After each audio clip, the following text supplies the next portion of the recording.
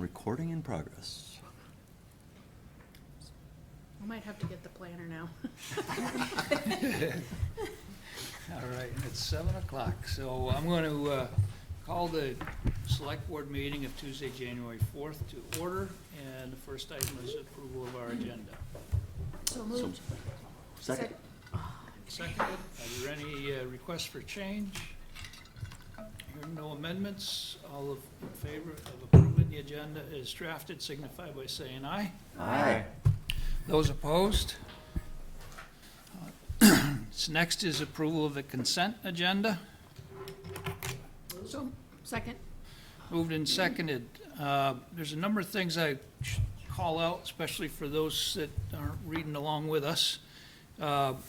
We have a letter of support for Acorn's grant application on a feasibility study for expansion of its food hub somewhere here in Middlebury, which would be a great addition to our local community. A letter of thanks to the American Legion, Post 27, for support of the New Year's Eve fireworks display. American Legion supports that every year, $5,000. Big kudos and thank you very much to the American Legion. Signature of our certificate of highway mileage, and that's an annual requirement, and gets all added up, and we certify how much miles we have within the town.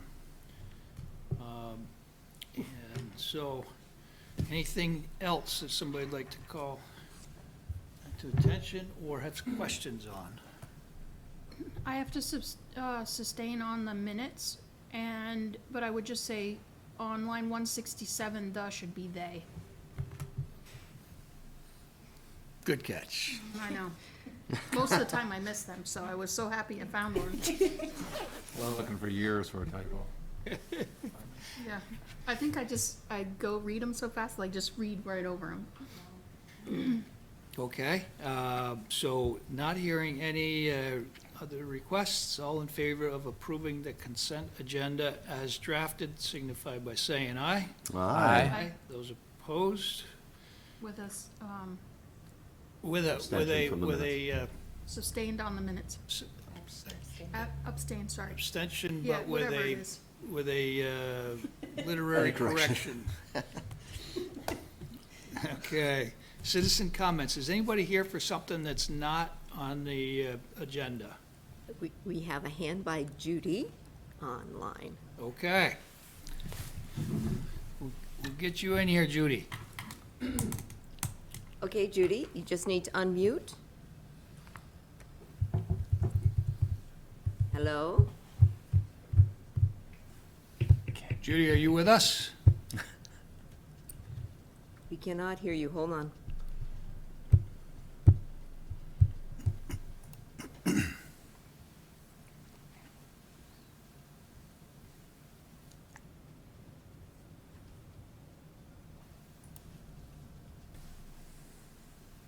Should be fine. I promise, Judy, we didn't do this on purpose.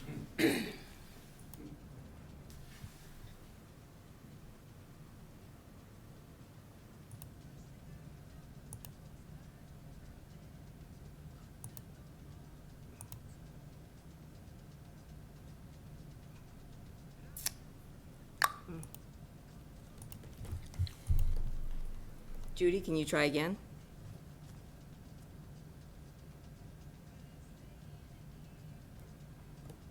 No, I can see the type coming up, but Yeah, closed captions.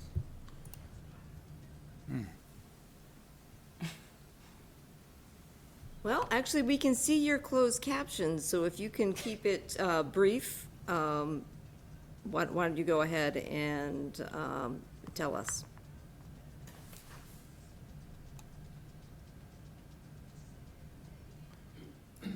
So we can see your closed captions.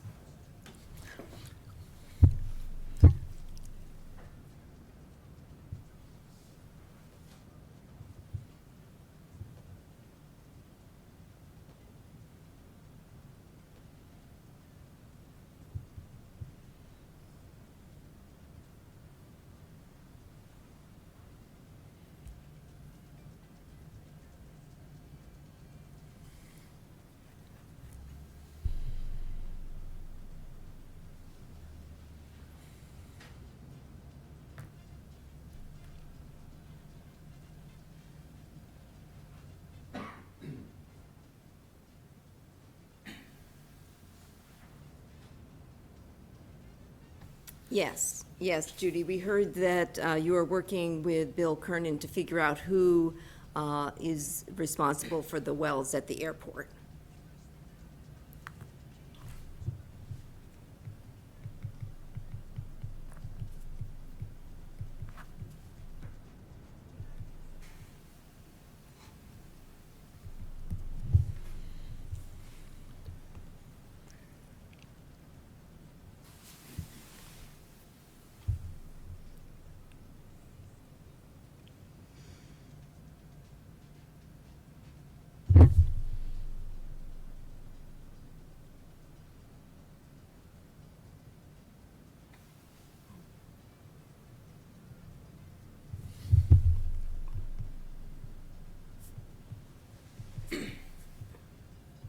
Okay, Judy, so I'll just repeat that the Middlebury College Science Department or some students are having an event on February 2nd at 5:30 at the Monarch Cafe about Road salt and water Roads. supplies. road salt and water supplies.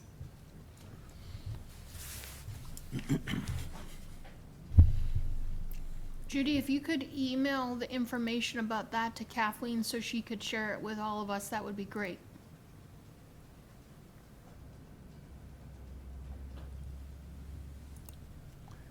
I said if you could share the information about the Middlebury College science meeting on the 2nd with Kathleen so she could share that with us, that would be great.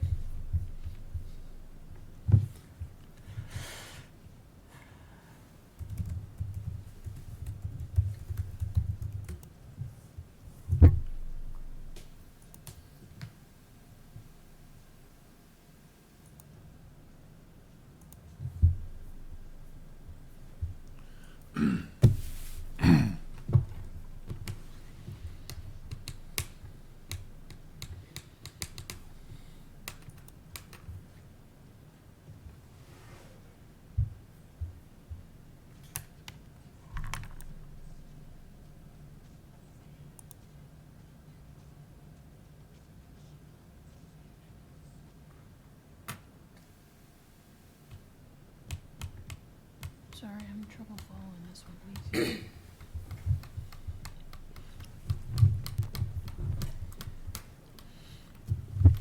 Can you read that question? What about asking Um, transportation? Have a briefing for the select board?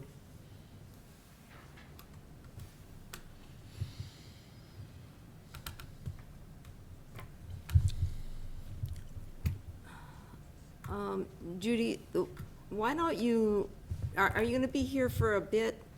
Could I try to get, work on this audio some more, or maybe you could call my, cell phone and tell us over the phone what all of this is? I'm having trouble following it. I will email you my cell phone number. How's that?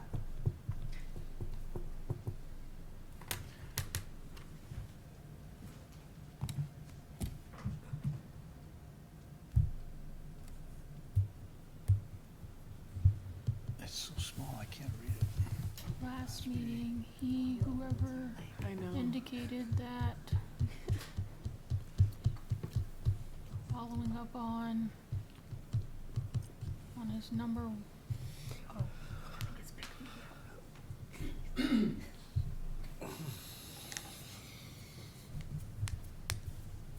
I can't see.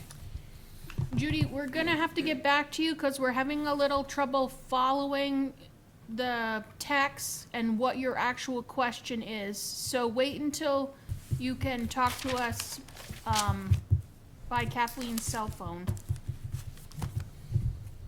Okay? Yes, that's correct. So I think she's already sent it, Judy. Yes. Okay. Okay, so is there any, there's no other hands up? Anybody else here for something that's not on the agenda? Okay, we'll move forward with Emily on Public Works issues.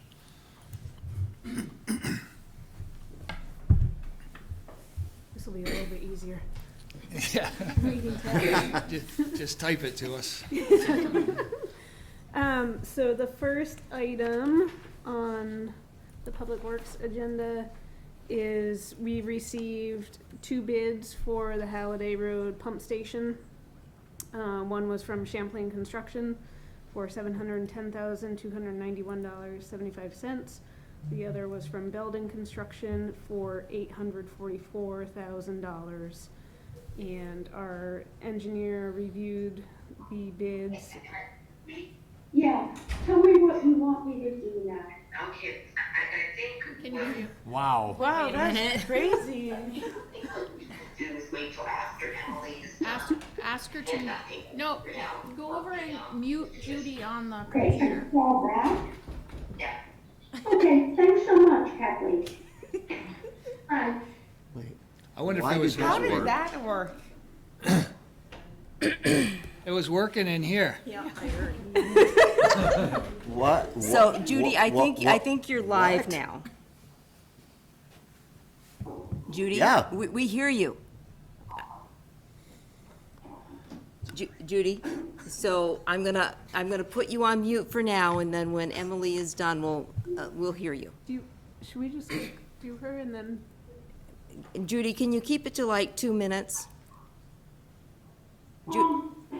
Absolutely, I don't know where I am. Okay, so you were talking about the master plan, I think. Yeah, so you want me to call back after Emily is You're, finished? you're good. You're good right now. We can You're hear you. live. We can hear you. Go. Okay, I've set my timer. So in March of last year, there was indication by the board that they would request the Agency of Transportation to present the master plan to the select board and members of the public. I think it was the March 22nd meeting. And I'm trying to follow up on that. Is that still the case?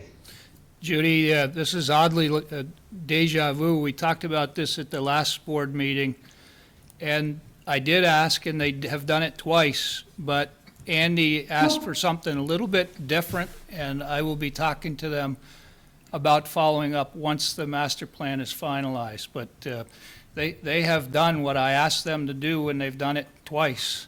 An initial and then a final kind of final draft brief. So I'm not sure. It seems like there was a difference in what your expectation was versus what I was asking for. And so Andy made it clear he has other questions. And so once we get done with the master plan, I will reach out and see if they can come back one more time, but they did come here twice. So may I comment? Can you hear me? You can always comment.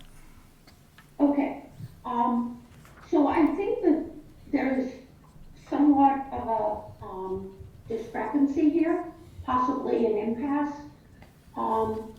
that the agreement or the assumption on the part of interested parties in East Middlebury was that the AOT would present the master plan to the select board prior to its being finalized, so that the select board and Middlebury residents would know what it's about before it was finalized. And that now does not seem to be the case. Is that true? How is that? I guess did you come to the last briefing or pull it up and look at it? I mean, that's I've kind of a been briefing of what the, every yeah, so that's, master plan meeting, I but get, I'm also looking at I mean, and I can go back to the timestamp of the meeting where don't it was waste your time. indicated that Don't waste your time, Judy. They, what's different between them doing what you're thinking and what they actually did? That's what I want to know. What is it that they didn't do when they briefed the master plan? so what they didn't do Yes, is present to the select board in a meeting such as this, in which town residents are invited to attend, and have this shared. I mean, yes, there were meetings at the airport. I attended, I think, almost every single one of them. But according to the March 22nd, 2021 meeting,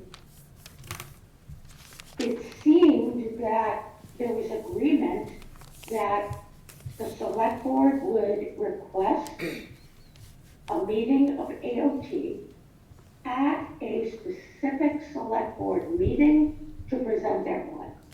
well, it actually got a little bit bigger than that in that it was a focused meeting.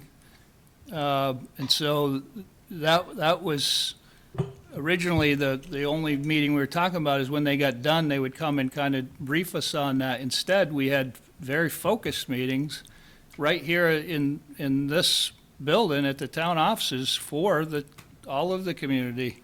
It was the 14th of December at 6 o'clock. That was the last one. Yep. So I get, I'll talk to you offline to see what it is that you and Andy are looking for that they didn't do, but, and I can reach out to them, but they certainly more than fulfilled what I asked them to do, because they had a full, it wasn't an hour briefing, it was a 2+ hour. And I understand that and appreciate it. I just think that there was a disconnect. And if that could be rectified, that would be great. And,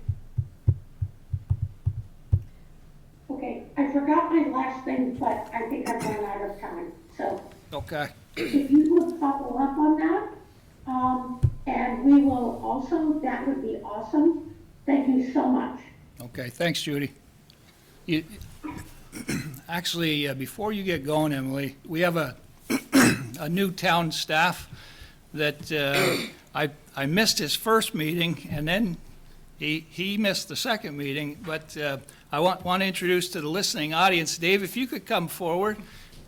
We have a new assistant town manager. I want to get him on camera here so everybody knows when they see him walking around town, and let him say hi.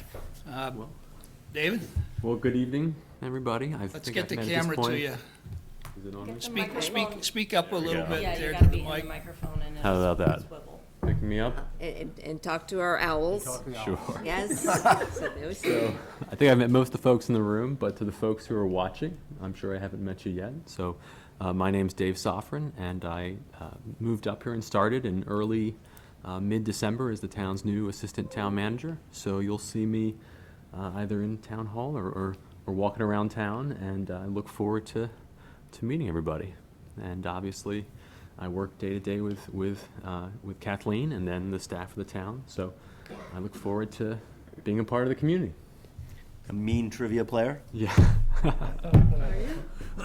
We are 1-0 so far. Quit while I was ahead. Undefeated, yeah. All right. All right, well, welcome to the Thank community. you very much. Okay, Emily, the floor is yours. Back to the Holiday Road pump station. We received 2 bids. The engineer reviewed the bids and recommended that we go with the low bid option, which was Champlain Construction at $710,291.75. And I just need to note that that does exclude the cost of the generator, which we, at a previous meeting, decided that the town would buy ahead of schedule. It had a 36-week lead time. And so to keep the project moving, we got permission from the infrastructure committee and the select board to make that purchase.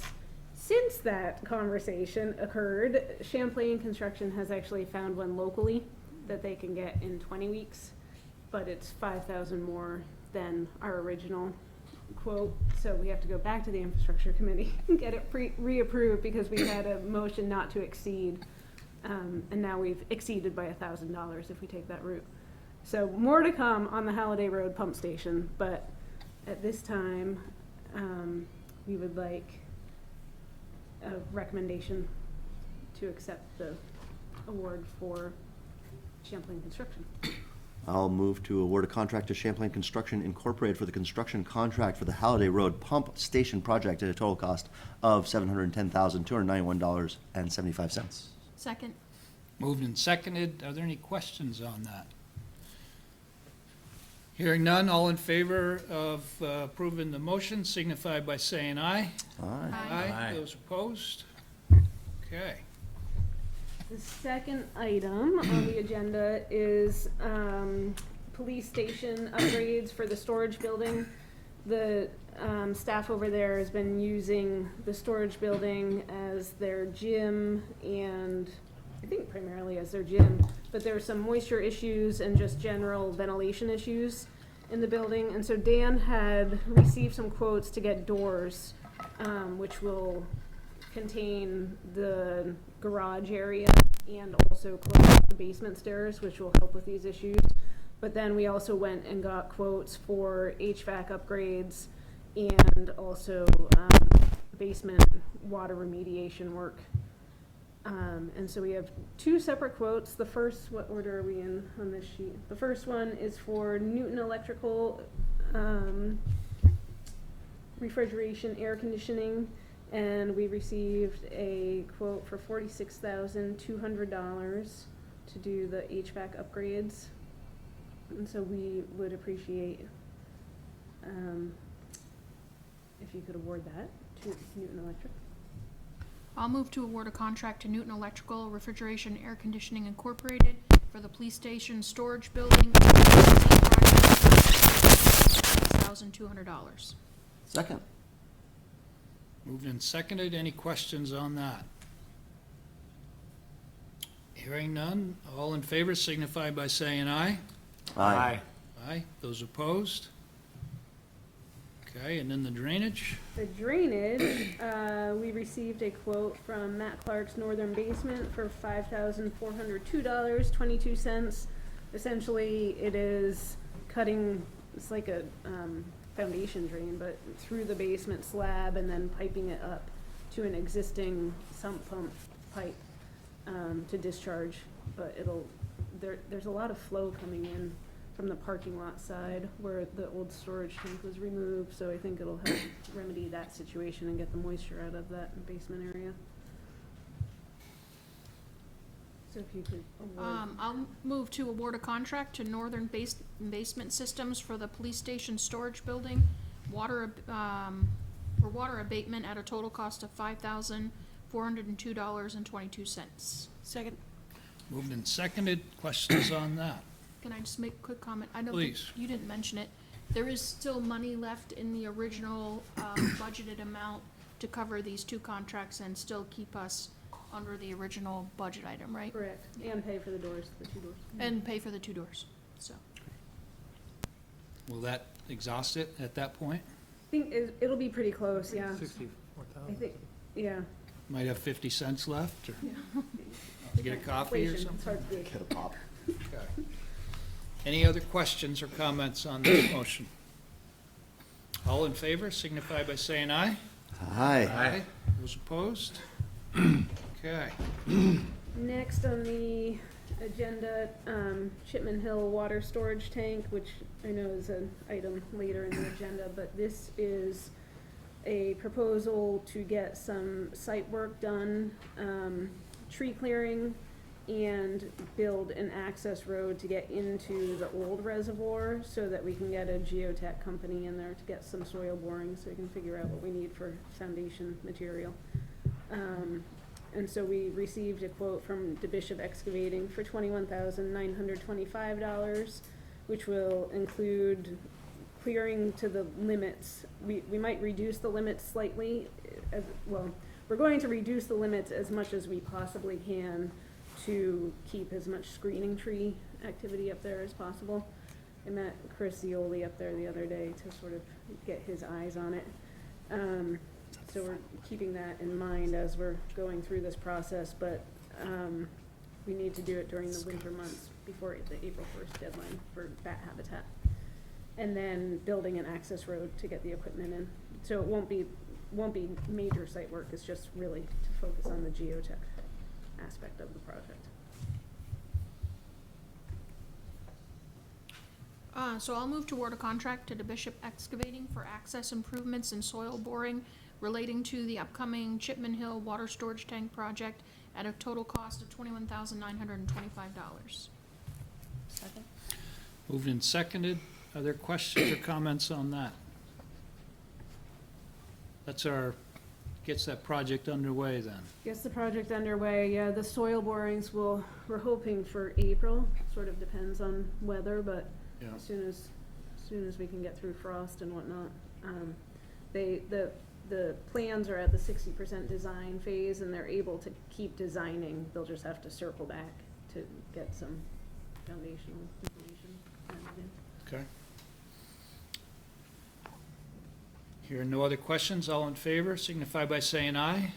Aye. Those opposed? Okay. So South Street, we have been working on phase 4 of the South Street project, which we've split into two different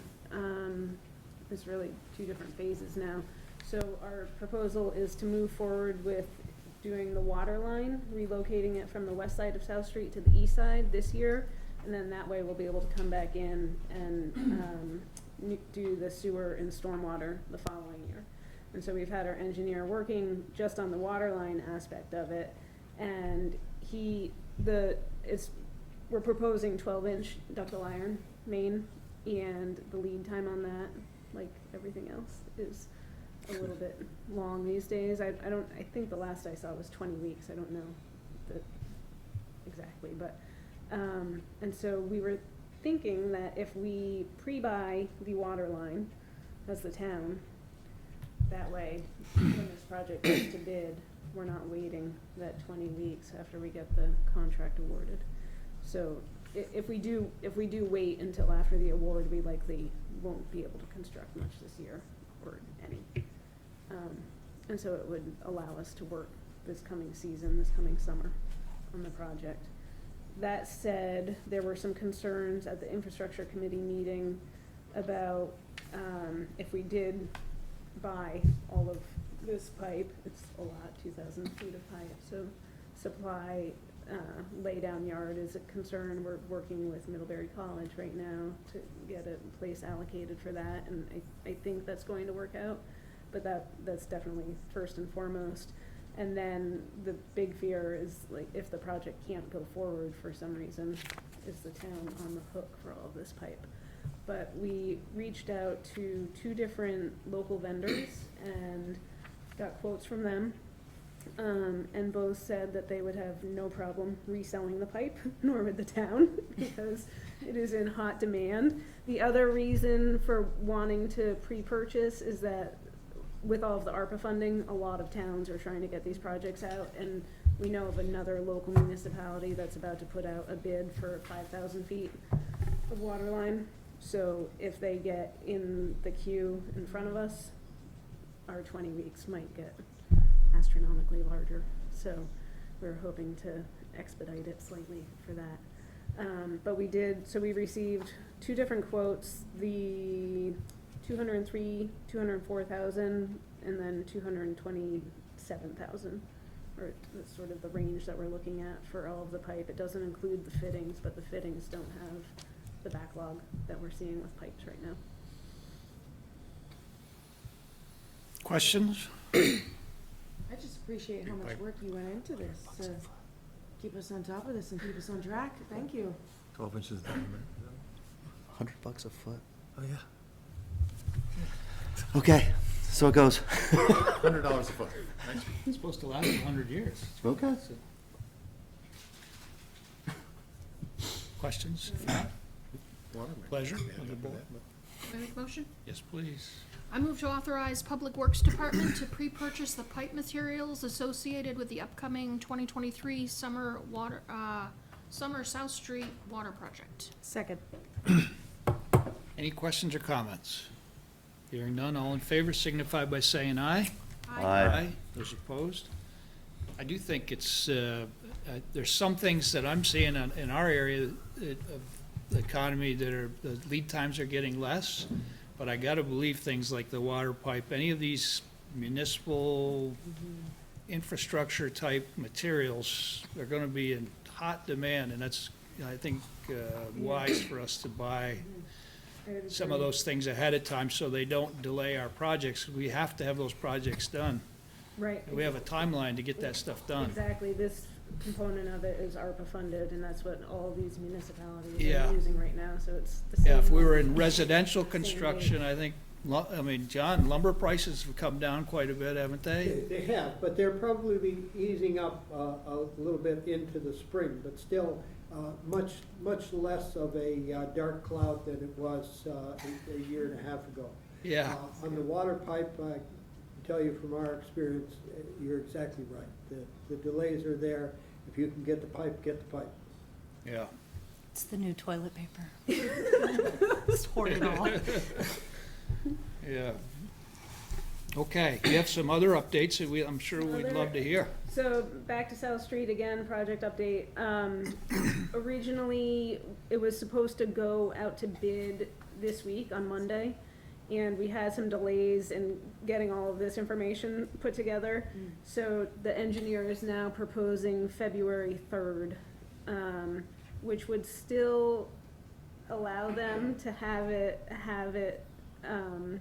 assessed by March 3rd, but we've changed our infrastructure committee meeting based on this, so we might have to review that one. Our goal was to get it in front of the select board for approval March 14th, but we might be at the next meeting for select board for an award, or hopefully we can change our infrastructure committee meeting.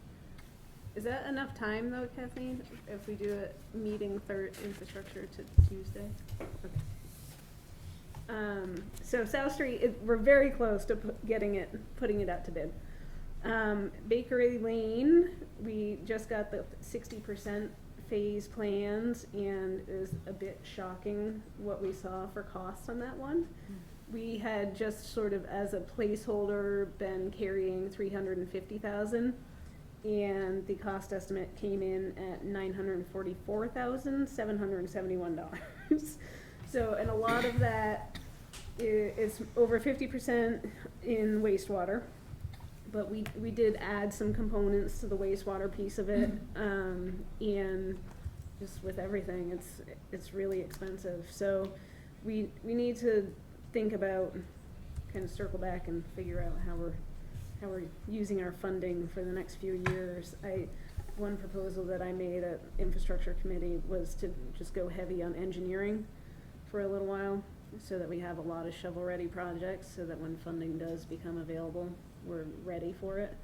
And we do have some cushion in our capital fund, but I think we need to play around with numbers a little bit more than what we. Not $600,000. Yeah, not that much cushion. So we are still working on an easement for Bakery Lane. We've added a wet well that will utilize a couple of parking spaces that are currently go with the Haymaker Bun building owned by Kim Smith. And so I spoke with his son recently, but we're gonna coordinate to figure that out. One of our thoughts was that we could pave their parking area and line stripe it, because I think we could probably gain parking for them just by line striping, so that people know how to park instead of cattywampus. So that's one option. We have time to think about it and discuss it, obviously. Colonial Drive, we did a final walkthrough. earlier this winter. It's just a few punch list items for the spring, but for the most part, that's pretty good. There's a few structures that have to get lowered, but otherwise, I think we're in good shape there.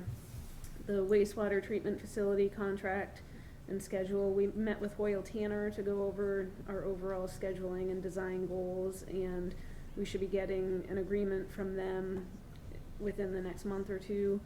The state has to approve it, and then hopefully we can come in front of the select board in March for that approval, and then they'll be able to start working on the addendum and the actual plans.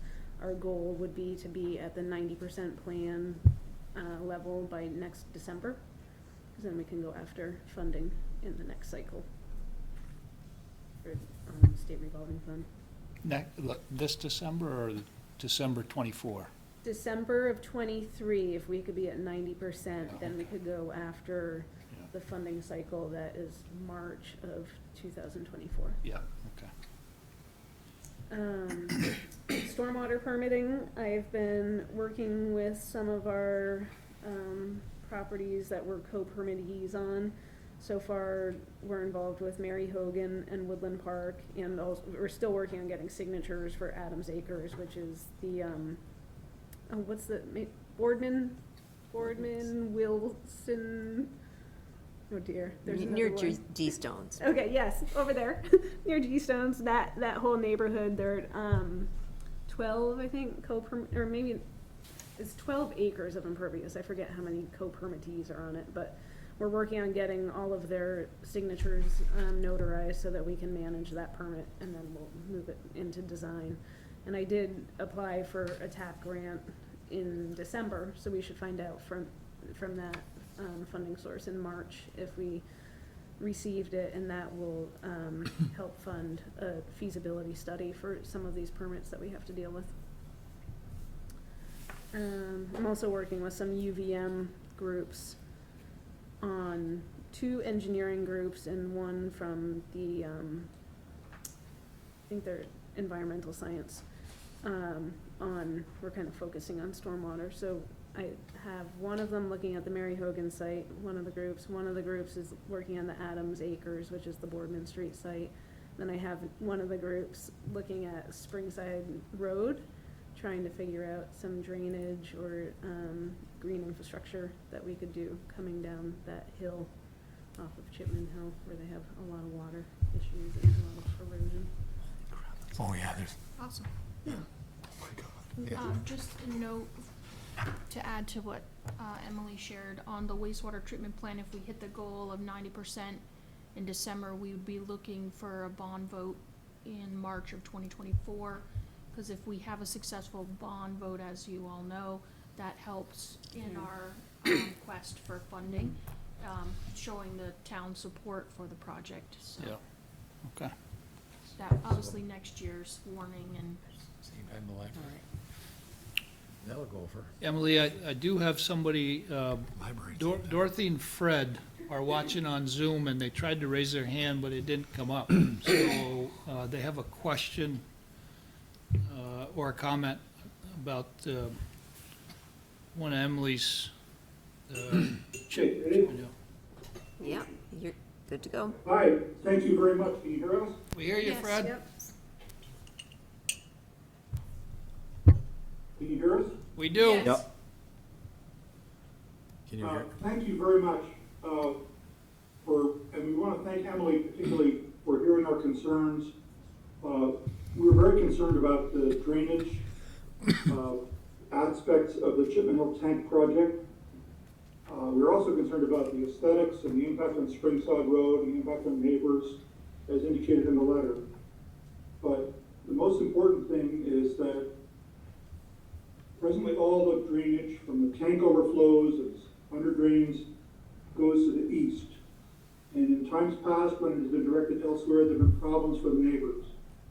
We just want to emphasize the importance of having any pumping of the old open reservoir and future drainage all go to the east, rather than the 4 drainage outlets shown on the plans.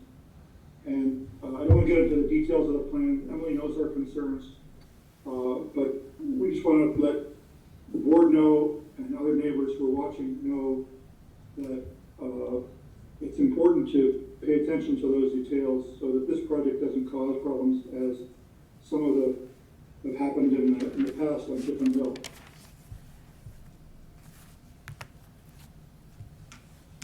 Duly noted. Duly noted. We've been Okay. emailing and we've talked on the phone also, so I am very aware of his concerns and I think they're valid. As I mentioned to him this morning, one of the aspects that the geotech engineers will be looking at is the groundwater.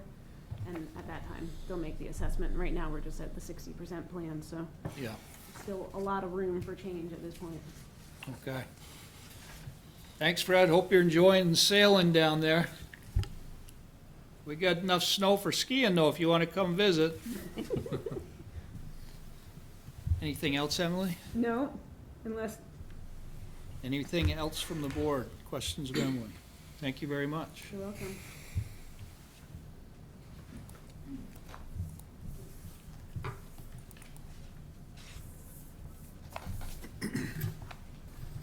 Kathleen's getting ready on the budget.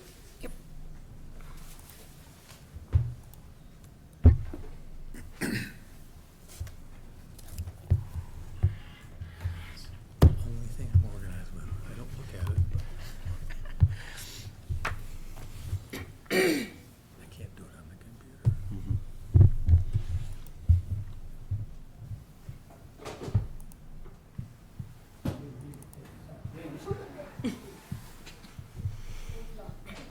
Okay, so last time we talked about some revenue enhancement options, and the budget before you tonight incorporates all of those changes,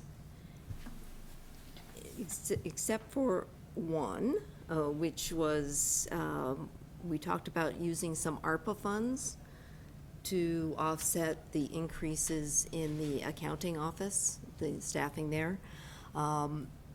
In lieu of that, I've suggested in this budget to increase the administrative charges for the water and the wastewater departments based on their proportionate share of our staff, so just another reallocation of that. And that is reflected in the budget. That totaled about $27,000. So there's that, and then this budget, the budget as presented also, based on advice from council, separates out the transfer from the Cross Street Bridge Fund to a separate article. It doesn't change what the bottom line is for the tax rate if the transfer is approved as proposed. That transfer to the water accounts, to the enterprise funds, that's for services provided by By- city staff, town staff. Okay. Exactly. We allocate the Public Works Planning Director's time, the Director of Public Works Operations and his assistant's time, and our accounting staff Yeah. time. Okay. And also two minor expenditure adjustments, one being the Addison County Regional Planning Commission annual assessment was reduced by $329. And the county tax assessment was finalized for a reduction of $5,196. So, with all of that, the tax rate estimate, based on no growth in the grand list, which is also a conservative estimate that we use for our planning purposes, would be 84.75 cents, or an increase of 4.51 cents over the current year. Happy to answer any questions you have, and there are copies of the proposed budget here. Go ahead. So in the years past, as we were planning, Washington Street and Court Street water main projects, part of those budgets and planning included funds from the Cross Street Bridge or from that local option tax, which I don't know how we ended on all that, but I don't think we took the money that we originally said we might. We have not. Okay, so when we present the budget, town meeting, can we include that as? I'll include a full breakdown of what we have and our outstanding allocations. Yeah, I guess I would just really like to emphasize that even though the voters have authorized that money to come out before, we've been so successful with grant funding that we haven't pulled that money out, so that it's not, I wanna make it clear that we're not repeatedly pulling that out. Yeah. It is good to have that authorization Yeah, in hand. Yeah. To minimize any borrowing that we Yeah. have to do.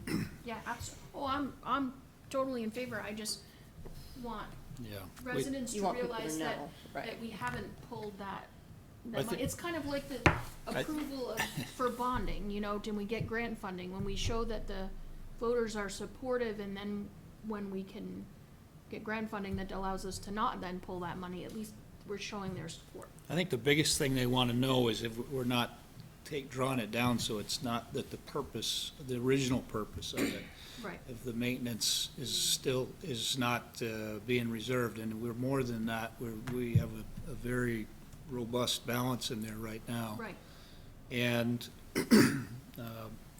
my position has been, this is our one opportunity to have the entire community contribute to some of the projects that are for the good of the entire community, so.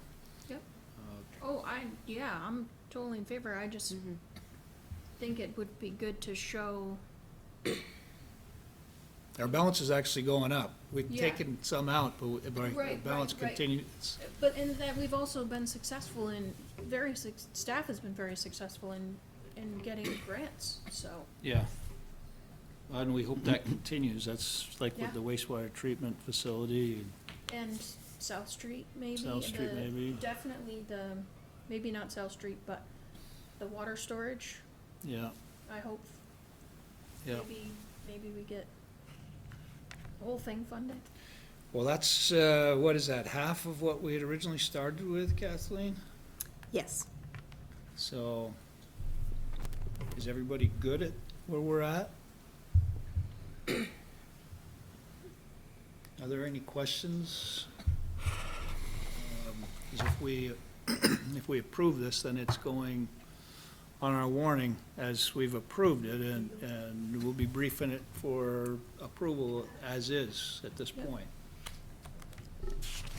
I think the little chart that shows the municipal tax rate, that's on the budget tax rate estimate page, is really helpful.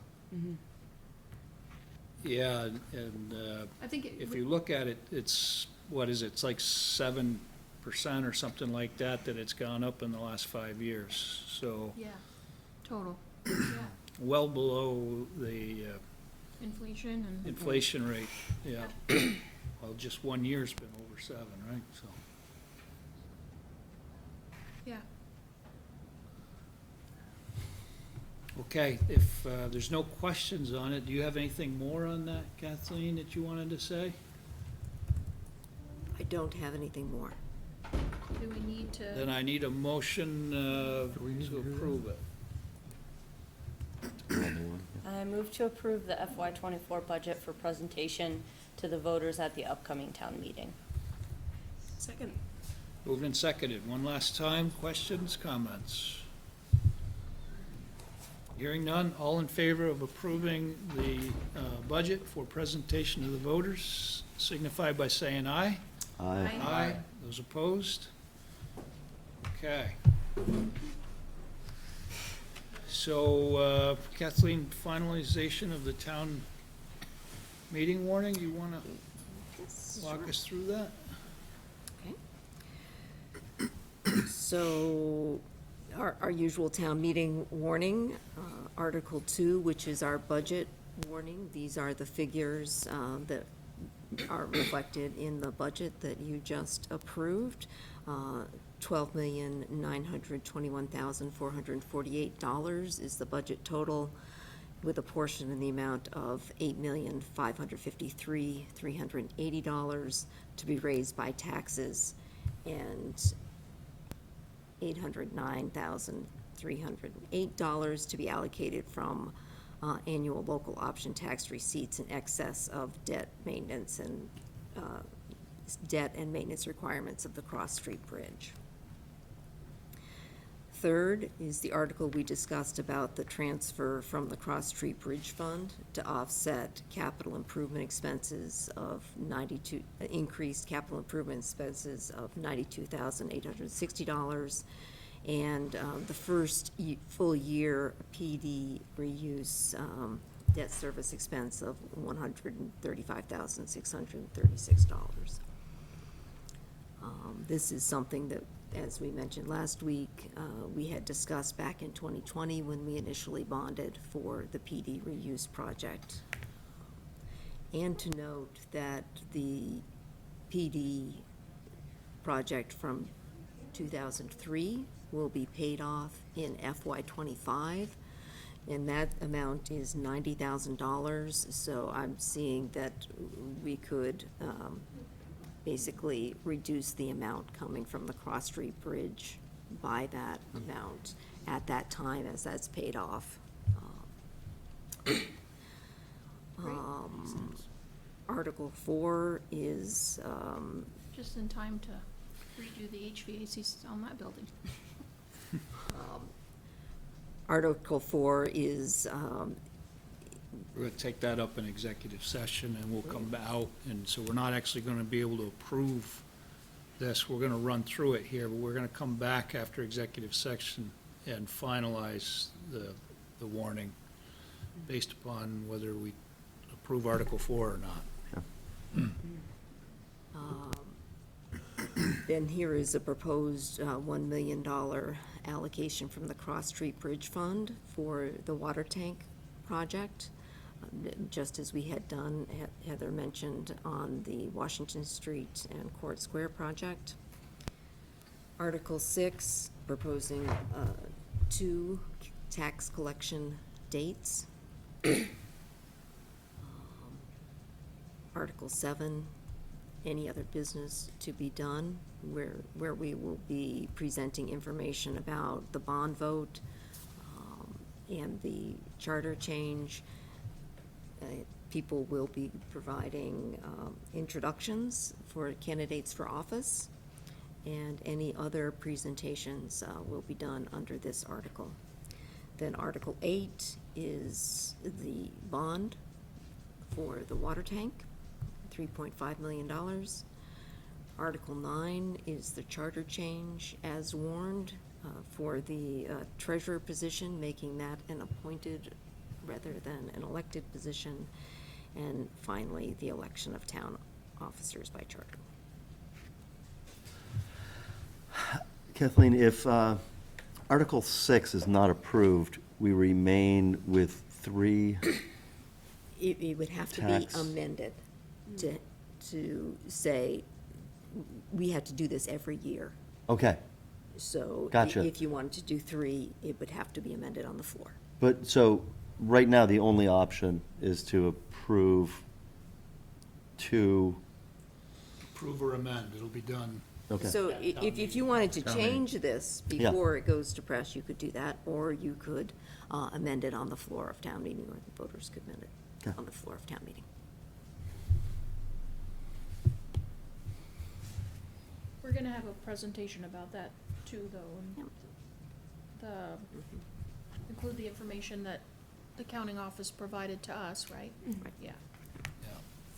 And it did get into the Addison Independent. John made sure that got in after that meeting when we discussed it. Okay.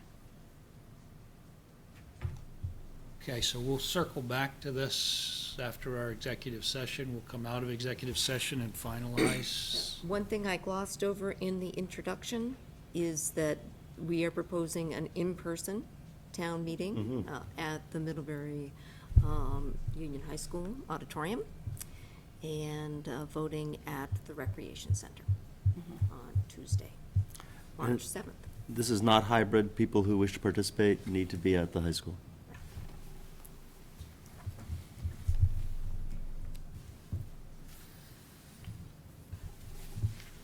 Okay. Did you want to do the intent to bond, or Sure. get your name on here? or- We have, in order to authorize the inclusion of the intent to bond, the bond on the warning, the select board should sign a resolution about bonding, that you find it necessary to bond for the project. And I'll move to authorize Town Clerk Ann Webster to sign the revised declaration of official intent of the town of Middlebury in relation to potential bonding for the construction of a water tank for public drinking water system, for our public drinking water system. Second. Moved and seconded. Did you want to make any comments? This comes out of your committee, right? Well, I will do a good presentation at town meeting, but this is the number one item, on I can never say that word. Hydrologist? The study, that we had done about the water system. And it's long been a, major violation in our review by the state, so. It is really a critical piece that we need to get done. And Emily has done a nice trifold brochure for information, and also started work on the presentation itself for town meeting. Great, awesome. Good. Any questions? Questions or comments? Hearing none, all in favor of approving the motion signify by saying aye. Aye. Those opposed? Okay. So this resolution is kind of a similar thing, right? Right. So I'll move to authorize Town Clerk Ann Webster to sign the resolution certificate for the bond for the water storage tank to be presented to the voters at town meeting on March 7th, 2023. Second. All in favor signify by saying aye. Aye. Those opposed? Okay. So, Chief, people have been filing in. This is, Full house. this is a Not full quite house, standing room. yes. I thought this was gonna be, kind of a, You've lulled them to sleep with the budget, though. what's that? You've lulled them to sleep with the budget. Yeah. So we're gonna take up one last time the public hearing on the final adoption of revisions to the town noise ordinance. The board is conducting a public hearing to take questions and comments from the Middlebury community regarding a proposed change to the noise ordinance pertaining to quiet hours. If you have a question or comment, please raise your hand if you are in the room, and when recognized, come up to the table in front, up here. If you are on Zoom, please use the raise hand button at the bottom of your Zoom window to be recognized. In either case, please state your full name for the public record before you make your comment. With that, I will open the public hearing and give the floor to Chief. All right, the noise ordinance, we've had one for 30 years. Recently, we've made some amendments to this ordinance to make it a little more practical and a little easier to enforce, and we found that that is indeed the case. It streamlines a lot of things. We don't have to go through all these extra steps. Essentially what it has, it creates two quiet hours. Weekdays, it's 10 p.m. to 7 a.m., weekends, 11 p.m. to 7 a.m. And what those quiet hours means is you can't, any kind of noise that you make, that if it's disturbing somebody, it's prima facie, automatically a violation of the ordinance. We don't have to prove anything else. So if you call the police and the police go there and it is unreasonable, unnecessary noise, it is a violation of the ordinance. And we've been issuing some citations for this in the past month or two that seem to help quiet some other areas in town, none that I think the folks are going to talk about tonight. It just, the streamlined version of this ordinance, it's much easier for us to enforce. We took out a lot of unnecessary language and just leave it as, if it's noisy, it's noisy. And then we can take action with that. There are some exceptions to this, obviously emergency work, snow plowing and things like that. There are some other noises that go on at night which are reasonable and expected. when Vermont Railway is switching cars at 4 in the morning, it makes noise. You can't do that quietly, and engines have to run. So even though it is noisy, that is not something that's unreasonable or unnecessary. There are some other noises that go on in town at night as well. An ambulance going by, those sorts of things. Anything where it's normal and routine noise as part of a process. What is not reasonable and what is unnecessary is the kind of social noise that really was the crux of this ordinance in the first place. And that's what this ordinance is intended to deal with and help control, and bring those responsible that do that. Okay. Can you Are there, Oh, sorry. go ahead. I was just going to ask, can you explain what a waiver fine is? Yeah, when you get the ticket, Yeah. if you decide to just plead no contest or not guilty and just mail in your fine, that's the fine you get. If you go to court, you're subject to a fine of up to $800. Okay. So $200 and it's done, or contest it with a potential $800 bite? Yes. Quick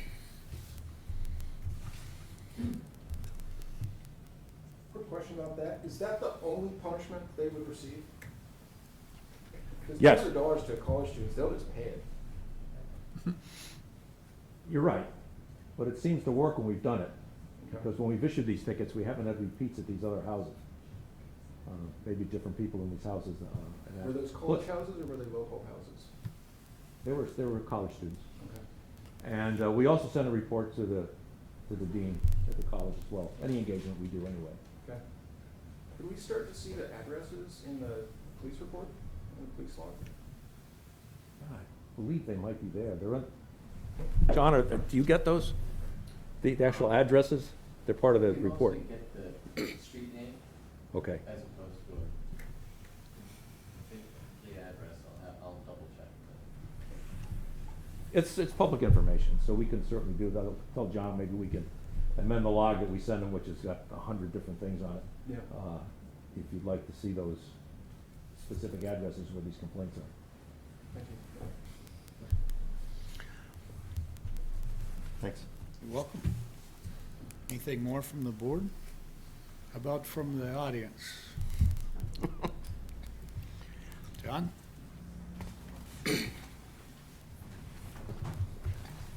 Join you, Chief. Go ahead, John. Thank you. John Tenney. We're fortunate, we live in a very nice community where the great majority of people who live here are responsible and courteous and considerate of others. But at the same time, as in any community, you have some that are outliers, and they are the ones that we need to make rules for. We wouldn't otherwise need rules on a noise ordinance if we didn't have those incidents where problems arise. So in this case, we see that in some group activities, particularly with students living together in groups, we get boisterous situations going on, and they can get out of hand at times. So having rules to keep that under control are important. And the noise ordinance, as it stands and as it will be revised, calls for a certain repose to be maintained that is consistent in the neighborhood, and then sets separately and concurrently specific times of limitation for any real activity later on. So the public and neighborhoods can be protected in two ways. And those of us who have been in close proximity to some of the party locations and activities certainly have noted that as the hours get later, and the drinking, which goes with this, gets a little more ingrained, the noise levels keep going up, and the activities they get pretty rowdy. We have trouble with people urinating on neighbors' yards, and even treating the police pretty poorly at times. So we're seeing a real difference in late hours, both for the residents' needs and for the activity of the students. And this adjustment in hours from 1 o'clock to 11 o'clock on the Friday and Saturday night timetables is a very important one for neighborhoods. And we think it will make, it seems like a small change, but I think it will make an important difference. At the same time, you can expect people like me, if somebody's out there being out of bounds at 9 o'clock, I'm going to make a call. And the people need to know that they need to make those calls. They need to make the police understand where the problems are and to bring enforcement actions so that we keep control of the situation. And this amended document would help us do that. So I certainly encourage you to adopt that, and for those of us as residents to work carefully with the police to try to make the best of the situation. Thank you. So you're happy with this amendment then? I think that this is a good step. Okay. If we find going forward that other steps are needed, well, we would have to come back. But I would hope that working together, this would help us. Okay, thanks, John. Chief? If I might, just for the folks that may be not aware of this, this ordinance was originally a criminal ordinance. It was a misdemeanor, which might seem like it has a lot of teeth. The problem is prosecutors are reluctant to prosecute town ordinances and told us so, that you need to make these things civil ordinances. They could remain criminal if we had a town attorney that we could employ then to prosecute these ordinances and file a charge in court. That wasn't happening. So we had an ordinance that had some teeth. It wasn't very effective at all. That's why we changed this to a civil ordinance, because we don't need to do any of that. It streamlines the whole process. We can get them in right away. We can write them up and take care of it that night. We don't have to have the same standards that you would with a criminal misdemeanor ordinance. So that's why that is. And just to remind folks also, as John pointed out, about 9 o'clock at night, Section 2 of this says, these are the things that you can't do, irrespective of any hour of the day. And it lists a bunch of stuff. Excessive, unnecessary, unreasonably loud noise or disturbances, which disturbs, destroys. And so that's the general ordinance. These other times in here are simply prima facie. It becomes, that's the no-brainer section. If you're doing it after these hours, it's a violation of the ordinance, and there's really nothing more has to be proved. So that's what that is about. Now, an officer has to go there, and it's got to then judge what the noise is, determine what the noise is, and do that. There's a process we have to follow up with this ordinance. We cannot be the complainant on an ordinance. We can't go by a party where they're throwing cups out the window and screaming and yelling and tell them to quiet down. A third party has to do that. Interesting. Kathy? So I recently moved next door to a college house. I had lived out on a, I'm sorry to interrupt. I'm sorry, so, Would you state your name? so my name's Kathy Bowe. I lived on Happy Valley Road. I moved to Springside Drive. I now live next to 13 Washington Street Extension, which was the old Sunshine Daycare Center, and now the football team lives next to me. I love kids. I mean, I have 2 kids. As you know, I'm very sympathetic to them. I've gone over, I've said hello. A couple times this fall, I went over and said, guys, like, it's 12:30 on a Sunday night, and you're doing your football chant, right? They gather their arms around each other, and they did this humongous chant at 12:30, and it wakes us up out of a sound sleep, like, and then we can't go back to sleep. Like, can you guys just not do that outside in the driveway? They have 12 people living in the house, 12 cars, and they invite over 4 or 5 people, so now there's almost 20 people there, right? Last weekend was out of control, so I went over. Again, without calling any of you, I went over and I said, guys, that was totally unacceptable. The music, the trash, the broken bottles, my yard, you're just throwing, there's food in my yard, there's paper in my yard, there's beer cans. They said, oh, we cleaned it all up. Yeah, you did at 1 o'clock the next morning. But at 9 o'clock, I'm cleaning it up, right? And then when I went over and talked to them, they're polite. They're very polite young men. There's no question about that. And they're sympathetic.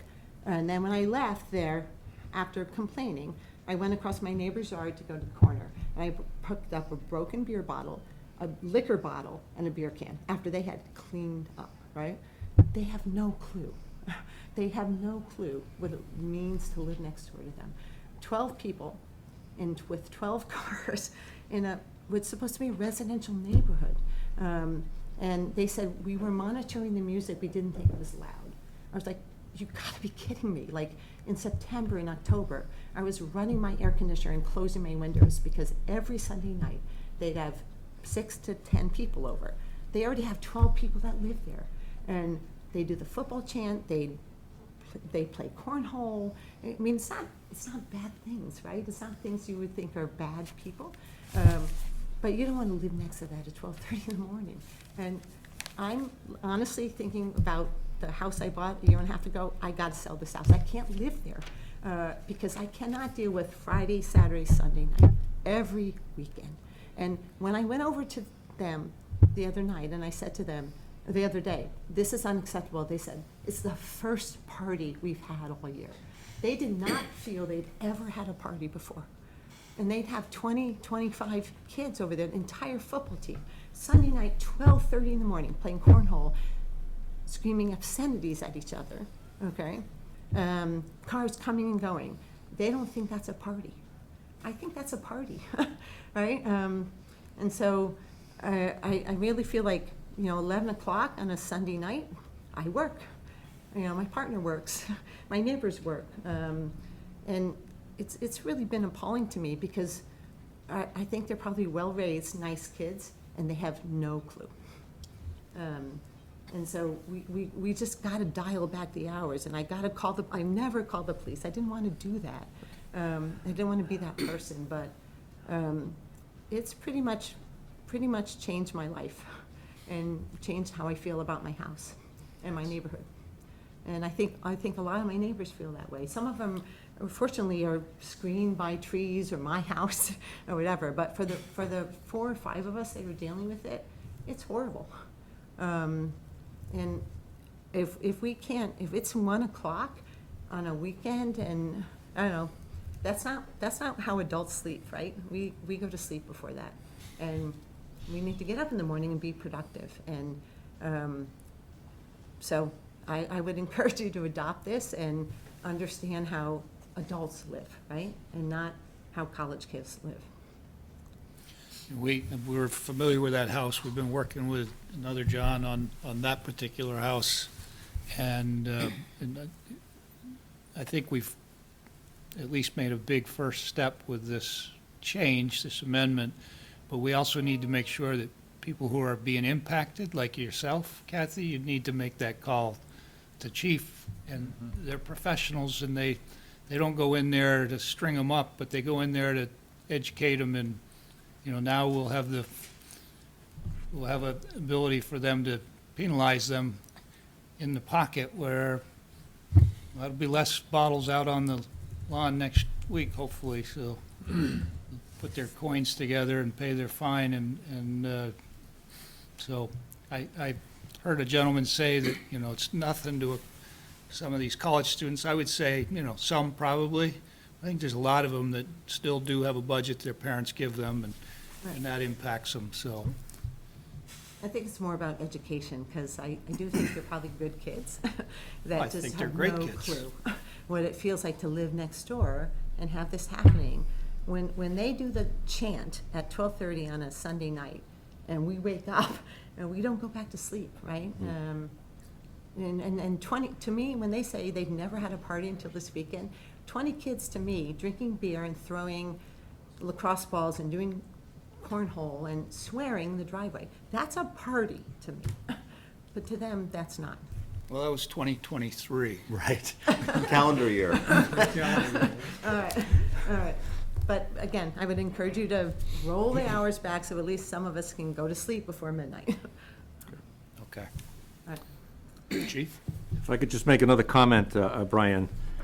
It's important that folks call us when these things go on, because there's a process that goes beyond just going to that noise complaint. There's a process that can bring this place to be declared a public nuisance. And then there's a process that goes beyond that. But if we don't get involved, that process never starts. Every time we go there, if there's 4 calls within a short period of time, we start the public nuisance process. And there's a couple of steps to that as well. It's not overnight. But without the calls, without us going there, we can't be the complainant. So you need to tell us. And we'll go. We go to all these things. And even if nothing happens that night, nobody gets a ticket, that's number one. The next time we go, it's number 2, 3, 4, the public nuisance process starts. So it's important for us to hear from you. You're not bothering us. We're up all night anyway, so believe us. Thank you. We wouldn't mind the company, actually. Yes, sir. To follow up on that, could you outline what the steps are in the public nuisance process and also what the penalties are? They impact, in other words, the landlord, the owner of the building, or just the occupants? So the question is, Talk to you in the microphone. following up on what the process for the public nuisance process would be. After 4 complaints in a fairly brief period of time, I forget the amount of days it is. 180. Something like that, yeah. So it doesn't take long to get to 4 complaints. We then put the owner of the property, the landlord, on notice about the public nuisance, and he's required then to come and meet with me and to give me a plan that he's going to do to make sure that this doesn't continue. Failing that, there's another step, which eventually leads to a civil action against him. The final step in that, the board can order the home vacated, declare it a public nuisance, and that closes it. So, and there's a couple of steps in the middle there, but that's basically how it goes. Has that ever happened? We have never had to go that route. Some of the houses we've had in the past, we start the public nuisance process. Some of the landlords just got out of the landlord business with students. We've never had to go the final route, what we call the nuclear option there. If you're getting a lot of questions, could you come up, so, because we have a lot of people that are watching on TV, so if they can't hear your question. Mark Whitkin, I live next door to Kathy. The fine that you mentioned for violation of the noise ordinance, is that $200 per house or per occupant of the house? Per person that gets ticketed. And what we have to do by the ordinance, identify the responsible party. So that's usually the tenant or somebody that lives there that we determine who is the responsible person for the party. And that could be multiple people. Does anyone know actually how many people are registered to live there? Is it 11? If it's truly 11, there are too many people living in that building. So that's, I realize, another issue. I don't see this ordinance as really changing anything about the situation, because a lot of the noise that has impacted me, at least, and I think some of my neighbors, happens all times of day, but often early evening, late afternoon. So that's, but I don't see the 2-hour differential on the weekend evenings as being much of anything. But I mean, I'm glad that something's happening. But You did hear, though, that if the noise, it can happen at any time, and you can call the police, and that'll be a log if it's deemed that it's right, excessive noise. I mean, it's really the no-brainer. The no-brainer thing is the 2-hour improvement, but it's the subjective part that happens, you know, at all different hours. It's transient. I certainly, like Kathy, have never wanted to call the police. These are students. I'm a professor. I don't like the look of calling the police on students. So I would have been very busy had I been doing what I was urged to do by officials in the college, that is to call the police to establish some sort of order there. But that's why I was curious, about the public nuisance part of this graduated response. And there was another, there was discussion earlier on, this is something we've been working for months, about being able to report to the dean of students. Had you talked to the dean?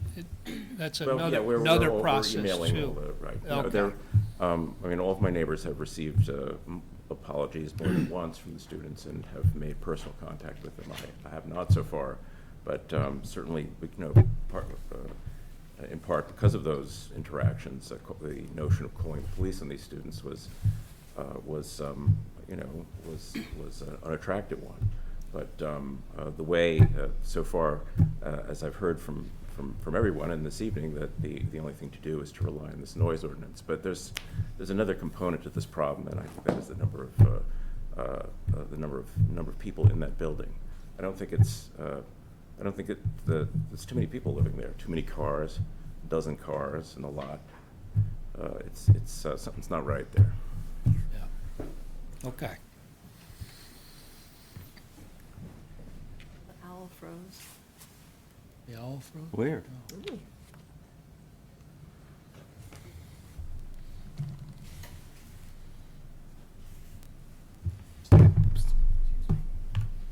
Okay, well, Can I make a suggested inconsequential amendment for this and any policies going forward that we update? Can we change Board of Selectmen to Select Board every time it pops up? Can we just update it as a matter of course? Yeah. Thanks. Oh, good catch. Good catch. Thank you.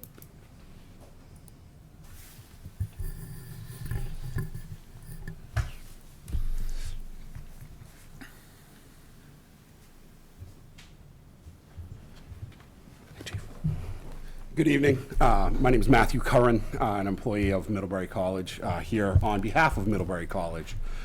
First and foremost, want to apologize on behalf of Sue Ritter, who was flying across the country for one of our Board of Trustee meetings. She really wanted to be here, but instead asked me to attend, so lucky all of you. Lucky you. First and foremost, want it known, as Sue wrote in her email, that the college 100% supports this change to the noise ordinance. We are not an objection to it in any way, shape, or form. We believe that this is a step in the right direction, as people are saying. The only question we have, and I believe Sue has been in talks with Chief Hanley, is around authorized events at the college, specifically reunion, commencement, and then over the summer, our language school programs do have some programs that are at night and are crucial to their academic mission.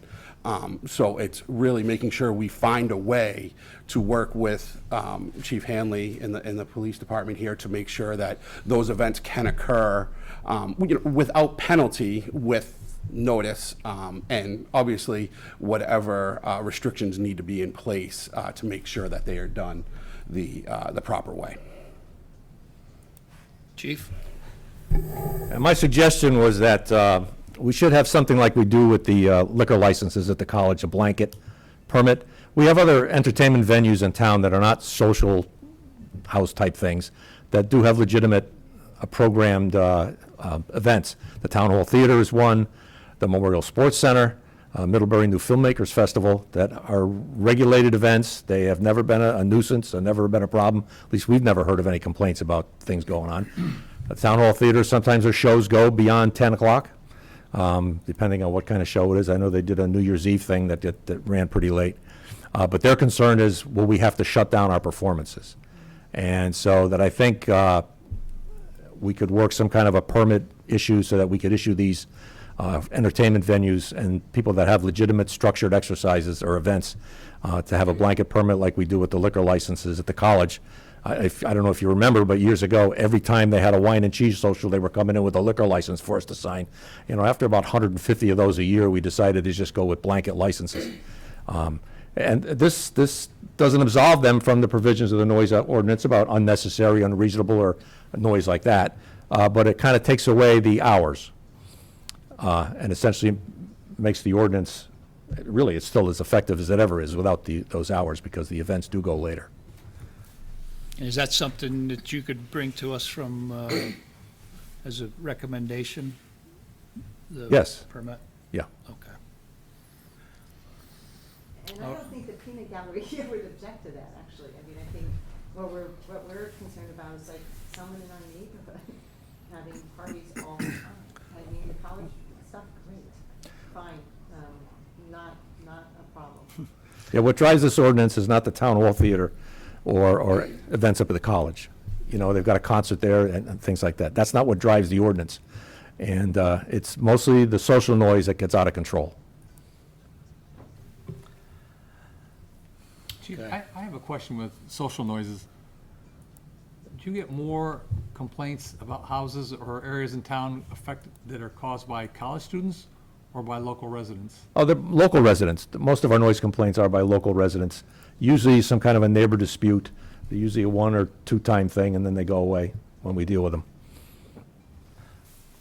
We actually the select board received an email today, I believe, from someone on Shipman Park who said that they have frequently been disturbed by events at the college going beyond hours.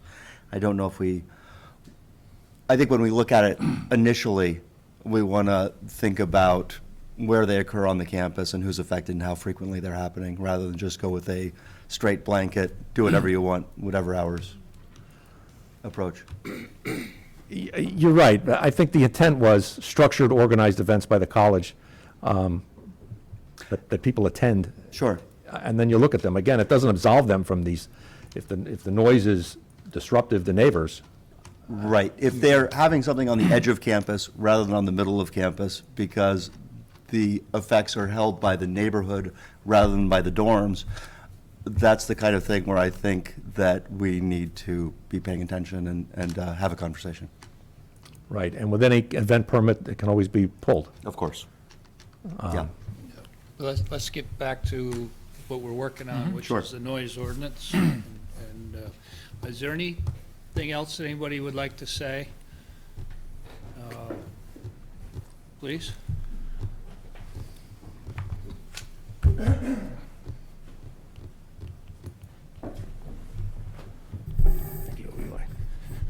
My name's Eli Madden.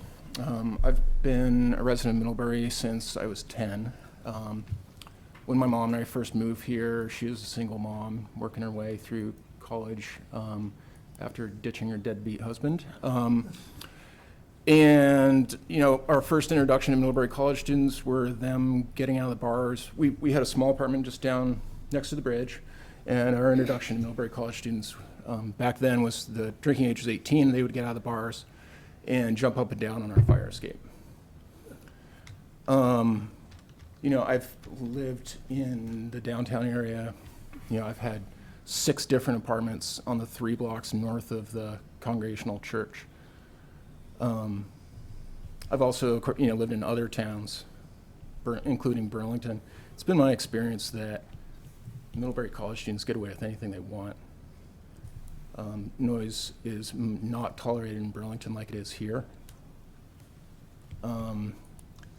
You know, if you keep an eye on the college paper, there's very often editorials from some of the students being mad at the other students trashing the place. Apparently there's a dorm up there that's just trashed on a regular basis. There's no consequences. I don't think that these are good kids. I think that they know that there's no consequences. I don't think the $200 is going to do much. But I can understand how, when it was a criminal statute, that it was harder to enforce because then their big lawyers come in. And our small town doesn't have the resources to fight those big lawyers. I think that is largely what I've experienced in my life is that we locals are treated very differently than the college students by law enforcement in Middlebury. Like I said, college students just do anything they want. And, you know, in my 20s, if we were driving around town, you know, anytime after midnight, you could just expect to be followed. There's probably legitimate reasons for that sometimes. But I don't think that the college students get treated that way at all. I don't see college students getting DUIs in the paper. I don't see college students getting busted for underage drinking. You know, if locals had parties like the students do, you know, we would have cops rolling in, checking IDs, staying there until everybody left. You know, when I was living downtown, I had to call the police on a very regular basis to get the party houses shut down. I found that it could take up to 2 hours from my first call to when they would finally shut up. You know, it would take multiple calls. I, too, was told to call the dean. I called the dean. They said, oh, yeah, just let us know. Nothing ever happened. You know, they don't care. They're just protecting their sacred little students so that they don't get their life messed up. You know, you know, there's all this talk about systemic injustice and things like that. You know, some local kid gets busted with a bag of weed in their pocket at one of these parties, and then they don't get financial aid. You know, they're disqualified for federal financial aid, and then they don't go to college. And then you know, their life starts going down the wrong path. That doesn't happen to these college students because they're privileged and, you know, they've got protection of all these lawyers. So, So let's see, I already covered the, how long it would take, up to 2 hours from first call. Like I said, living in Burlington, I never saw just the blatant disrespect that these students do. Even now, I can afford to have a place, out on Foot Street instead of downtown. A couple months ago, it was like reunion weekend or something like that, and there's a house on Seminary Street Extension with a bunch of college students in it, and I was driving into town at, 9 o'clock at night, and there's a whole crowd of them standing in the middle of the road holding beers, gathered around a car. And, eventually I honked and they kind of got out of the way. When I came back through later, coming back home, yeah, there's still obviously stuff going there. If locals are doing that, they'd be being investigated for underage drinking. So, yeah, that's basically my lifelong perspective as a resident of Middlebury. Thank you.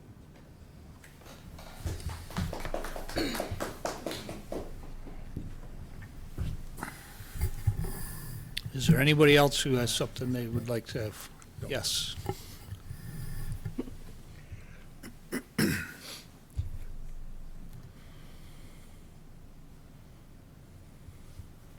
Good evening.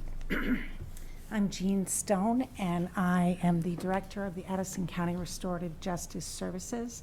Our focus is on helping folks who cause harm to the community to take responsibility, accountability, and make repairs for that harm. We've been working with the chief to create some programs to work with some of these young people who are causing harm to their neighbors.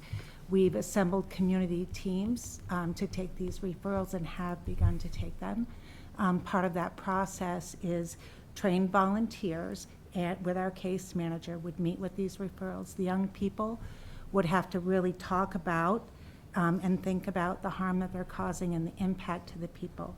Part of restorative justice, the first step is to reach out to the people who are being impacted by the actions of others. Capture their voice, however they want to do that, and bring that forward into the process so that these folks, whether they're young people, it doesn't matter. Lots of people, even up in age, sometimes disturb the peace. There's an impact for their actions, and during this process they have to create a contract that says they will take steps to repair this harm and they will not do this again. If it comes through again, the police have the right not to send us a referral. They have the right to take steps that they would take. I'm really hopeful that some of these folks will learn from the impact, really from understanding just what they are doing to people's schedules, to their lives, to their quality in the community. These programs do work. They have been funded by the Department of Corrections as well as the court diversion programs that are well proven in this state. And so I'm really hoping that we can continue to grow this program. And we will be reaching out to folks when we do get a referral to capture your voice, and please call us back and tell us how it's impacted you, because that's really part of the process. And I'd be happy to take questions from folks, or well, we I just appreciate wanted you your to know efforts. We were here, Yeah. and we're trying No. to help people understand that they are impacting other people, and they need to make it right because they're part of the community. Yeah. So Good, thank you. I served on restorative justice boards in central Vermont Did you? before I moved here. But we mostly got court referrals. So we can It do was direct? pre-charge from the local courts. This would be in lieu of fines or prior to? On a first time, Okay, yeah, we will, I've talked with Gene and we arranged something. yeah, And the fine is held in abeyance okay, for them to finish the program. If they don't finish the program, yeah. they There's get hit with the also fine. And they a have to- program fee, When it works, it's amazing. I am And such a fan of restorative so they're justice. not getting out of it because they have to pay the program fee. Sure. And they're, in addition, making repairs, doing this contract and talking to community members about making it right.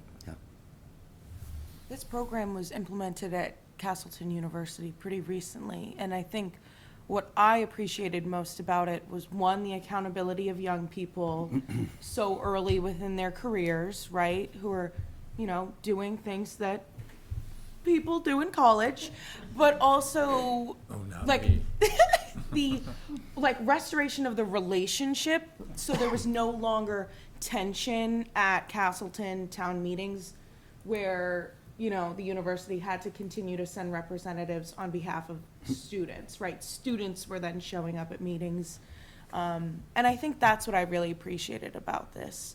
And I think they also trained some of the like residential advisors on campus to do like roommate mediations, so those things didn't blow up to be bigger things and take them out to parties and blow up outside of the dorm room. So again, I appreciate your work. We also have a conflict assistance program where if there's landlord-tenant, neighbor-to-neighbor, they can give us a call. We have trained mediators that can help to do a restorative process and come to a resolution. We're not lawyers. We don't, we're mediators, and we try to help folks understand that there's an impact that they have, whether it's positive or negative. So hopefully, people will take steps to not do that again. Okay, well, thank you. So much. Is there anything else anybody would like to say that's vastly different? I don't think it's going to move us forward by just piling on. I think we've got the word here. If there's not, then I'm going to call the public hearing closed and refer to the select board for deliberation. What's your desire, board? Move the motion. I move to approve the proposed amendments to the ordinance for the regulation of noise. Second. I got it. That was me. You got it. Okay. Are there any last comments from the board? We've wrestled with this a long time, and I think we've come up with a very reasonable solution. Chief, thanks for sticking with us on this. And John, who started this, I hope this meets your expectations, and hopefully we can move forward. So with that, all in favor from the board signify by saying aye. Aye. Those opposed? All right. Thank you, Mr. Chief. Chairman, may I John? make one very short comment? Yes. Ending here. I note in your agenda that you have planning for an upcoming college lunch. We do. Correct. Having done that for many years, I know those lunches, and I would very much hope that in that meeting, you would have a very serious discussion about Civics 101 with the college, both in regard to the students and the administration, in terms of their relationships with their home community. Okay? Duly noted. Thank you. So next is a letter to the state of Vermont requesting the redetermination of the CLA, common level of appraisal. Kathleen? As we discussed last time, we believe that there may be an opportunity for an adjustment in our CLA, and this is simply a request to work with the state on that. I just had a quick question. How long it had been, when we did the reappraisal in 2019, it had been like 12 Yes. 12 Yes, years. it was like 2005, 2006. I realize that COVID happened and rates and everything, but it just seems a little ridiculous to have to reappraise in such a short amount of time. It's totally ridiculous, and yet that's how Act 68 was written. Act 60 was written. Are other towns in the state Oh, yes. experiencing? Okay. Two-thirds of them or something are out of compliance at this point. It's I read the minutes, under, but I just felt like I still just. So are they responding to these requests of like, of being Or is this a new thing, so we don't really know? This is a new thing. Okay. Yeah. All right, well, let's try it. Yeah. I guess I just, Do we all sign No, here? it, I guess Yeah. if it doesn't work, I wanna figure out what we need to do to put some more teeth behind it. And there is some initiative at the state level in the legislature having to do with, Okay. the CLA and the number of people that have been fallen into the category. Okay, next is reviewing the agenda for the town college February lunch. First, as far as attendance at it, I think next up was Andy. Oh, no. So,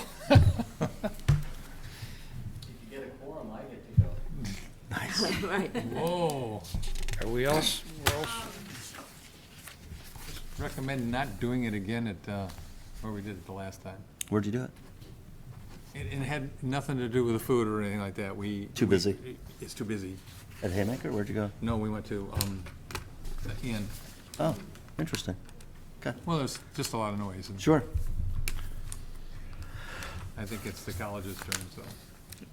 Is there anything on that agenda? I do think just a discussion, I think the noise topic might be the topic that gets us into that discussion. Sure. The Civics 101. Yeah, Well, there was, John has a way of putting things. there was, I think it may be a, part of what's already, listed as an update on off-campus housing. It's probably part of that Yes, larger no, conversation. exactly. Yeah. Yes, right. Off-campus housing, yeah. But it's not just the off-campus housing. What we're hearing is from some of the people is up by the college, so that maybe just where they locate in that last letter that we got Yeah. before the Right. meeting. Notice that Barbara is our only attendee at the moment, and we've had some Zoom issues here. Yes, we've had So some I Zoom.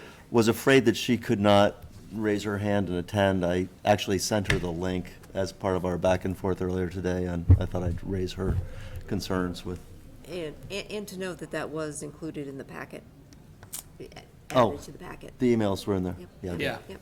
Yeah. Is there anything anybody else would like to make sure is covered at that? It's more than we can discuss There- well in the time allowed. In an hour, yes. Okay. Well, with that, then, we'll go to check warrants. And I believe that's Oh you, my is gosh, it? this is having so much fun. Can I do the next lunch? Can I go? Is there an order? Yes. Order. Okay. And you will Yeah. be on it. Okay. Okay. You're at the bottom, I think. No. Okay. 3 more years. 3 more. Wonderful.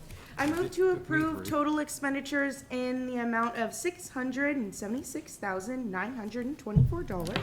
$676,924.72, consisting of $559,889.44 for accounts payable and $117,035.28 for payroll for the period of January 11th, 2023 through January 24th, 2023. Second. All in favor signify by saying aye. Aye. Aye. Those opposed?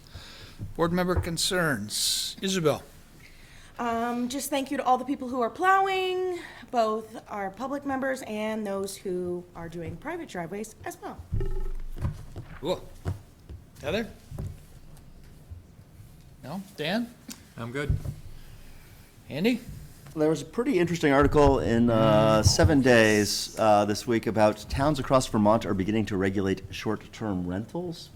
John McPartland, is part of our back and forth about the noise and the college, sent a thing from our master plan indicating that one of those things is to avoid the reduction in housing stock, including that caused by diversion from long-term stable housing to short-term rentals. I think it's a very good article. It references a site called AirDNA, which lets you see all of the VRBOs and Airbnbs in your town. I think it's something like 63 active rentals I see in Middlebury, which there's clearly demand for it, but it changes the landscape a bit, and I think that we should consider the actions that other towns are looking at. I say this as someone who has an Airbnb and could easily be affected depending on how we do this. Yeah, it's one of the many things that's reducing. Sure. It sure is. Yeah, it's second homes, it's lack of new construction, it's short-term rentals, it's a lot of things. A lot of things, Conversion but you're not gonna fix it with just one thing either, so. No, right, and you need a broad array of There's about things. 6,000 properties in the state of Vermont that are on Airbnb that have been taken off the registers of Sure. house. Yeah, So- are no longer available as. Right, but we, yeah. we as a town need to be looking at this. All of it, yeah. Maybe that's part of our next year's goals. And, That's a good one to bring, yes, to discuss at our offsite, and to maybe bring Jen in, give her some heads up, bring her in and have her give us her thoughts on I think what we that, skipped an offsite last year. No. Well, we call it an offsite, but we really We- don't go anywhere. We did 2 offsites last year. When? We did it twice, in April. They were both in April. Oh. They were here. You're right, it was all Zoom, yeah, okay, Yeah. that's right. it's not a ski lodge. Oh, man, I was I expecting think he's like, looking for like a weekend retreat. yeah, no, that's right, I got a That's a good sandwich or idea. something, never mind, it happened, yeah. Yeah. Twice. You're gonna get a Twice. can of cola. Yeah, that's right. Bag of chips, can of cola. Liter of cola. Lindsay? Brian for a cookie. I had a couple things. One is that we now have a website for the upcoming Middlebury Pride, which will be on June 25th, 2023. And the website is midpride.org, and it just went live today. Very adorable. Some teens are on it. Oh. Ooh, and the Teen Center also got the grant that the tree committee helped with, so we will be able to plant some fruit trees over near there, and we will share that with the community. We're hoping it can be a community garden situation. I had another one. Oh, my only other thought regarding the, I'm wondering what the college's process is for approving off-campus housing, and maybe the restorative justice process should be something that happens before they even move in. Like, a condition of being allowed to live off campus is that you have to go meet the neighbors, and you have, move through that really good process idea. before.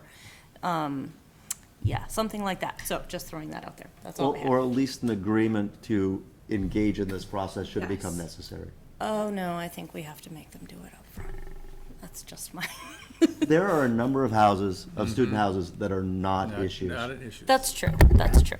Yeah. Okay. Oh, Do okay, have thank a you. Need for an executive session? I do have it. Where did it go? It's not on. Oh, it's not on there, okay. In accordance with Vermont's open meeting law requirements, I move that the board find that premature general knowledge of the consideration of real estate matters would clearly place the select board at a substantial disadvantage because the select board risks disclosing its litigation strategy if it discusses the real estate matters in public. Second. All in favor, signify by saying aye. Aye. Aye. Aye. Opposed? I further move that the board enter into executive session to real estate matters under the provisions of Title I, Section 313A1 of the Vermont statutes. Second. All in favor? Aye. Those opposed? Okay, we're entering executive session at 8:50. Stop recording.